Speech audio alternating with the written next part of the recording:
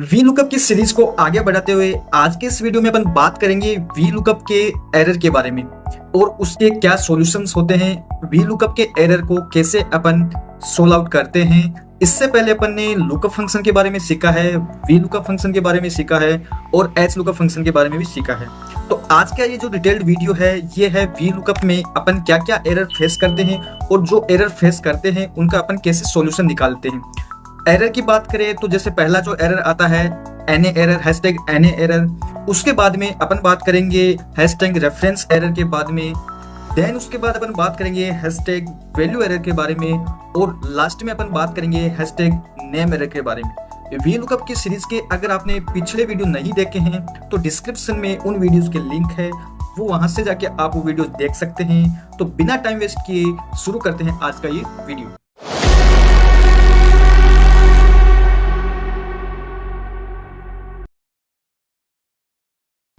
चलिए बात करते हैं वी लुकअप फंक्शन के जो एरर आते हैं उसका सॉल्यूशन के बारे में। यहाँ पे आप देख रहे होंगे कि मैंने यहाँ पे वी लुकअप फंक्शन लगा रखे हैं जिसमें मुझे डिफरेंट एरर है वो नज़र आ रहा है। अब ये एरर क्या होता है, किस वजह से आते हैं और इस एरर का क्या सॉल्यूशंस होता है, इस वीडियो में अपन ये इसी के बारे में बात करेंगे। तो सबसे पहले जो एरर आप देख रहे होंगे यहाँ पे मेरे पास एरर आ रहा है हैशटैग NA। ये एरर क्या होता है और कैसे इसका सॉल्यूशन अपन को निकालना है, आइए समझते हैं। NA का मतलब होता है नॉट अवेलेबल, ठीक है। यहाँ पे आप जाओगे तो आपको एरर शो होगा डिड नॉट फाइंड वैल्यू। आपकी जो सर्च की है इन वी लुकअप इवोल्यूशन, यानी आपने इस सर्च की के आईडी से 1019 की जो आईडी सर्च की है इसकी वजह से जो एरर है वो आता है। कैसे आता है वो समझते हैं। यहाँ पे आप देखिए कि मैंने सर्च की है 1019। ये मेरी एम्प्लॉय डेटा जो सीट है, यहाँ पे मैंने सीट की रेंज दे दी है। देन मैंने इसको इंडेक्स नंबर है वो बता रखा है और उसका एग्जैक्ट मैच भी बता रखा है। अब वी लुकअप आप लगाना सीख गए, लेकिन ये अगर इस टाइप का जो एरर आप शो करवाते हो वी लुकअप के फंक्शन में, तो आपका वी लुकअप फंक्शन सही है लेकिन जो आउटपुट आ रहा है वो एक तरीके से एरर का आ रहा है। अब इस कंडीशन में अगर आप कहीं ऑफिशियली अगर कहीं जॉब करते हो या अभी सीख रहे हो, उस कंडीशन में जो इस फंक्शन को नहीं समझता है, सपोज डेट आप किसी को ये डेटा शो करते हो तो उसको लगेगा, जो वी लुकअप नहीं समझता है उसको आप अगर ये डेटा शो करते हो तो वो इसको एक टाइप से एरर मानेगा। तो इसके लिए ज़रूरी है कि अगर आप कोई फंक्शन सीखते हो तो उसका जो एरर है वो आपको पता होना चाहिए, उस एरर का क्या सॉल्यूशन है ये भी आपको पता होना चाहिए। तो सिंपल सा है कि ये जो आपने 1019 आपने जो सर्च की करी है, यहाँ पे आप एम्प्लॉय डेटा में जाओगे, ये अपना एम्प्लॉय डेटा है। यहाँ पे आप देखोगे कि आपकी जो एम्प्लॉय आईडी है 1019 क्या इस डेटा में है। आप यहाँ पे देखोगे कि जो एम्प्लॉय आईडी 1019 है वो इस डेटा में है ही नहीं। आपकी जो लास्ट एम्प्लॉय आईडी है 1016 है, लेकिन आपने सर्च की 1019। तो सिंपल सा NA का मतलब होता है, NA तब आता है कि अगर आप कोई डेटा को सर्च कर रहे हो लेकिन वो सर्च की आपके टेबल में है ही नहीं, यानी नॉट अवेलेबल।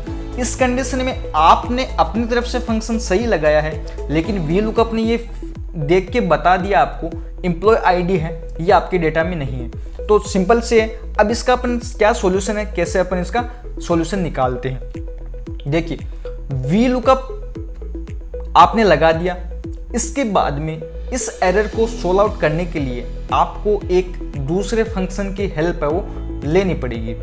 आप दो फंक्शन होते हैं, गूगल शीट में 2 है और एक्सेल में 1 आई थिंक होगा। एक जो गूगल शीट में आपको मैं जो बता रहा हूँ, सबसे पहले एक फंक्शन होता है इफ ना, ये एक फंक्शन का नाम है इफ ना।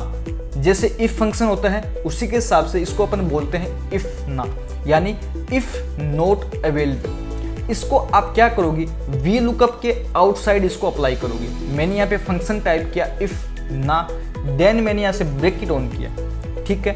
अब ब्रैकेट ऑन करने के बाद में यहाँ तक आपका वी लुकअप फंक्शन काम करेगा, ठीक है। जहाँ आपका वी लुकअप खत्म हो रहा है, बंद हो रहा है, वहाँ पे आप क्या करोगे, कोमा प्रेस करोगे। जब आप कोमा प्रेस करोगे तो अब आपका जो इफ ना फंक्शन है वो यहाँ पे एक्टिवेट होता है। इफ ना फंक्शन का आप अगर देखोगे तो यहाँ पे सबसे पहले ये वैल्यू पूछता है, तो आपने वैल्यू के रूप में वी लुकअप को पास कर दिया है। और जब आप कोमा प्रेस करते हो तब आपको यहाँ पे नेक्स्ट जो स्टेप आता है कि वैल्यू इफ एनी एरर। तो यहाँ पे आप क्या कर सकते हो, अगर आपको कोई एरर की जगह कोई मैसेज शो करना है तो आप डबल कोट में, जैसे मान लो मुझे ये वैल्यू है नहीं मिली, तो यहाँ पे मैं एक मैसेज शो करता हूँ, data not found, data not found. Then मैंने यहाँ पे डबल कोट बंद किया और ब्रैकेट क्लोज करके एंटर प्रेस करता हूँ। अब देखिए, अगर आपने जो वैल्यू सर्च की है वो आपके टेबल में मिल जाएगी तो आपका जो रिजल्ट है वो ले आएगा। अदरवाइज वो आपने जो उसको इफ ना फंक्शन के अंदर जो मैसेज दिया है उसको ये प्रिंट कर देगा।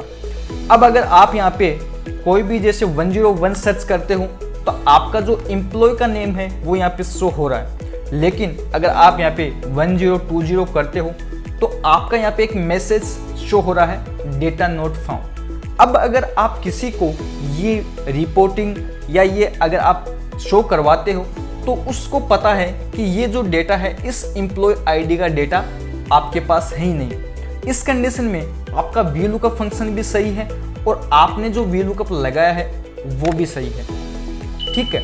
एक फंक्शन होता है इफ ना और दूसरा जो फंक्शन होता है वो होता है इफ एरर।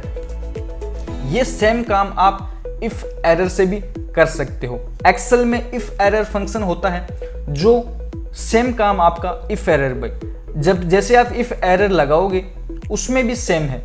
वैल्यू के अंदर आप वैल्यू को पास करोगे, देन आपको कोई भी जो मैसेज आपको शो करवाना है, अगर आपकी सीट में कोई डेटा नहीं मिलता है तो वो आप यहाँ पे करवा सकते हो। इसमें आप दे सकते हो मिसिंग डेटा, ठीक है। ये होता है एनी एरर का सॉल्यूशन। चलिए चलते हैं नेक्स्ट एरर पे। दूसरा जो अपना एरर आता है hashtag reference error. Reference error का क्या सॉल्यूशन है और ये किस कंडीशन में आता है अभी समझते हैं। जैसे आप इस एरर पे जाओगे तो आपको यहाँ पे एक पॉपअप शो हो रहा है, VLOOKUP evaluates to an out of bound range. अब ये आउट ऑफ बाउंड रेंज क्या होती है यहाँ पे अपन सीखते हैं। पहले आप फंक्शन देखिए, मैंने सेम वी लुकअप लगाया है। यहाँ पे मैंने एम्प्लॉय डेटा की जो सीट है उसका रेंज दिया है। रेंज मैंने दिया है B2 से F तक। देन मैंने इसको इंडेक्स नंबर 8 बताया है और एग्जैक्ट मैंने लगाया है। तो ये एरर आप तब फेस करोगे जब आपका जो इंडेक्स नंबर है वो डेटा के बाहर जा रहा हो। डेटा के बाहर जब आप जाए, आप यहाँ पे देखोगे आपके पास कितने कॉलम है। आप यहाँ पे जाओगे तो आपके पास कॉलम कितने हैं, 1 2 3 4 5 6, यानी आपके डेटा में 6 कॉलम है। लेकिन आप जो रिजल्ट ला रहे हो वो आपके यहाँ पे 8 नंबर कॉलम का है। आपको ये चेक करना है कि आप जो रिजल्ट ला रहे हो वो किस इंडेक्स नंबर में है और उस इंडेक्स नंबर का क्या नंबर है। अगर मान लो आप यहाँ पे 3 पास करते हो, अगर आप यहाँ पे 8 की जगह 3 पास करते हो तो भी आपका यहाँ पे जो रिजल्ट है वो यहाँ पे आ जाएगा, है ना। तो आपने पहले क्या किया, उसको 8 नंबर पास किया। अब 8 नंबर इंडेक्स आपके डेटा में है ही नहीं, यानी अगर आपका जो इंडेक्स नंबर है आपके डेटा रेंज से बाहर जा रहा है तब आप फेस करते हो हैशटैग रेफरेंस एरर। अब अपन समझते हैं वी लुकअप का जो नेक्स्ट एरर आता है वैल्यू एरर। वैल्यू एरर के बारे में समझते हैं। आप जब एरर पे जाओगे पॉपअप शो होगा, a matching value could not be found to get the values for the entire range, use the array formula function. Array formula function क्या होता है इसके बारे में अपन नेक्स्ट किसी वीडियो में समझेंगे। वैल्यू एरर की बात करें तो आप यहाँ पे जाओगे, VLOOKUP देखोगे तो आपने जो सर्च की है उसकी जो रेंज है वो देखिए, आपने यहाँ पे दे रखी है A6 to B, यानी VLOOKUP की जो सर्च की है वो आपकी एक सेल पे या एक ही कॉलम पे डिपेंड होनी चाहिए, ना कि एक रेंज पे डिपेंड होनी चाहिए। आप यहाँ पे देखोगे आपके एम्प्लॉय डेटा में एम्प्लॉय का जो आईडी है वो ए कॉलम में A2 से A कॉलम में है, लेकिन आपने VLOOKUP में जो रेंज है वो गलत पास कर रखी है, इसको आपने A6 to B बता रखा है। तो इस कंडीशन में ये आपको वैल्यू एरर देता है। इसमें आपको ज़्यादा कुछ नहीं करना है, आपको यहाँ पे सिर्फ B को हटा के और यहाँ पे A6 रखना है। तो इस तरीके से आपका जो वैल्यू एरर है उसका सॉल्यूशन आपको मिल जाएगा। चलिए बात करते हैं VLOOKUP के लास्ट एरर के बारे में।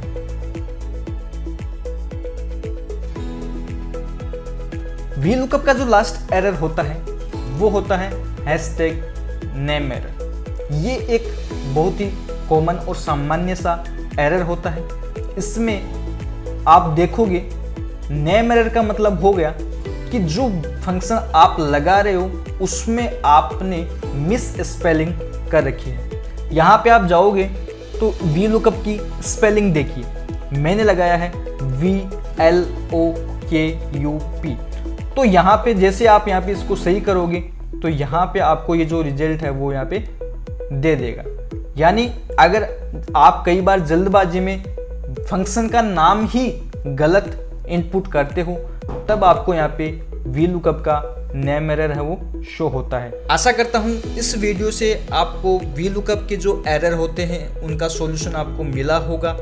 अगर आपको ये वीडियो अच्छा लगा हो तो इस वीडियो को एक लाइक और चैनल पे अगर पहली बार आए हो तो चैनल को सब्सक्राइब जरूर कीजिए। ऐसे ही एक्सेल और गूगल शीट से रिलेटेड वीडियोस देखने के लिए सब्सक्राइब कीजिए इस चैनल को। मिलते हैं नेक्स्ट वीडियो में।